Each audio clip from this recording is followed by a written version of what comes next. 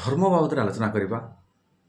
କାରଣ କଳିଯୁଗରେ ପ୍ରାୟ ବର୍ତ୍ତମାନ ଧର୍ମ ବଦଳରେ ଅଧର୍ମର ପ୍ରଚାର ପ୍ରସାର ଚାଲିଛି। ତାହେଲେ ଧର୍ମ କ'ଣ ଏବଂ ଧର୍ମ କାହା ଉପରେ ଛିଡ଼ା ହୋଇଅଛି ସେ ବାବଦରେ ଆଲୋଚନା କରିବା।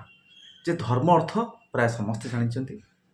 ଧାରୟତେ ଇତି ଧର୍ମ, ଯେଉଁ ମଣିଷ ଯେପରି ଭାବରେ ହିଁ ଧାରଣ କରିଥାଏ ତାହାର ସେଭଳି ଧର୍ମର ପ୍ରକାଶ ହୋଇଥାଏ ବା ସେ ଧର୍ମୀ ବୋଲି ନିଜକୁ ଅନୁଭବ କରେ।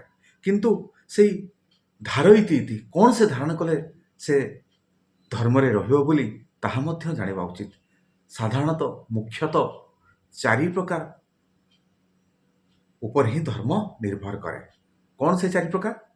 ନା ପ୍ରଥମେ ହେଉଛି ସତ୍ୟ, ଦ୍ୱିତୀୟରେ ହେଉଛି ଜପ, ତୃତୀୟରେ ହେଉଛି ତପ ଏବଂ ଚତୁର୍ଥରେ ଦାନ। ଯଦି କୌଣସି ମଣିଷ এই 4ଟି ଉପରେ ହିଁ ଛିଡ଼ା ହୋଇଥାଏ ତାହେଲେ ହିଁ ତାକୁ ଧର୍ମବାନ ବୋଲି କହିବା ଉଚିତ। କାରଣ ଧର୍ମ এই 4ଟି ଉପରେ ଛିଡ଼ା ହୋଇଛି।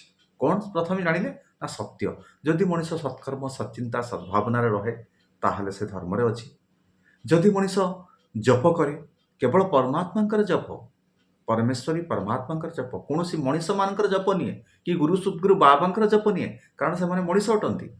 ମୁଁ ଆଗରୁ କହିଛି, ବହୁତ ବାର ବି କହିଛି ଯେ ମଣିଷ ବା ବ୍ୟକ୍ତି କେବେ ପରମାତ୍ମା ନୁହନ୍ତି। କାରଣ ପରମାତ୍ମା ହେଉଛନ୍ତି ଶକ୍ତି। ସେ ଅଦୃଶ୍ୟ ହେଲେ ବି ଦୃଶ୍ୟ ଭାବରେ ସମସ୍ତ ଲୀଳାଖେଳା କରିଥାନ୍ତି। ଏ ମଣିଷ ଯେଉଁ ଗୁରୁ ସଦ୍ଗୁରୁ ବାବାମାନେ ହେଉଛନ୍ତି ବ୍ୟକ୍ତି। ତେଣୁ ବ୍ୟକ୍ତି କେବେ ଶକ୍ତି ନୁହେଁ। ତେଣୁ ମଣିଷମାନେ ନିହାତି ଭାବରେ ହିଁ ପରମାତ୍ମା ପରମେଶ୍ୱରଙ୍କର ଜପ କରିବା ଉଚିତ। ତୃତୀୟରେ କ'ଣ? ନା ତପ, ତପସ୍ୟା ରହିବା ଉଚିତ। ପରମାତ୍ମା ପରମେଶ୍ୱରଙ୍କର ସାଧନାରେ ରହିବେ ଯେଉଁମାନେ, ସେମାନେ ମଧ୍ୟ ଧର୍ମରେ ଅଛନ୍ତି ବୋଲି ଆମେ ମାନିବା ଉଚିତ। ଚତୁର୍ଥରେ କ'ଣ? ନା ଦାନ। ଯେଉଁମାନେ ପବିତ୍ର ମନରେ, ସ୍ୱଚ୍ଛ ମନରେ, ସ୍ୱଇଚ୍ଛାରେ ଦାନ କରିଥାନ୍ତି ସେମାନଙ୍କୁ ମଧ୍ୟ ଧର୍ମରେ ଅଛନ୍ତି ବୋଲି ଆମେମାନେ ଅନୁଭବ କରିବା ଉଚିତ, ଭାବିବା ଉଚିତ। ସେମାନେ ମଧ୍ୟ ଧର୍ମରେ ଅଛନ୍ତି ବୋଲି ଭାବିବା ଉଚିତ।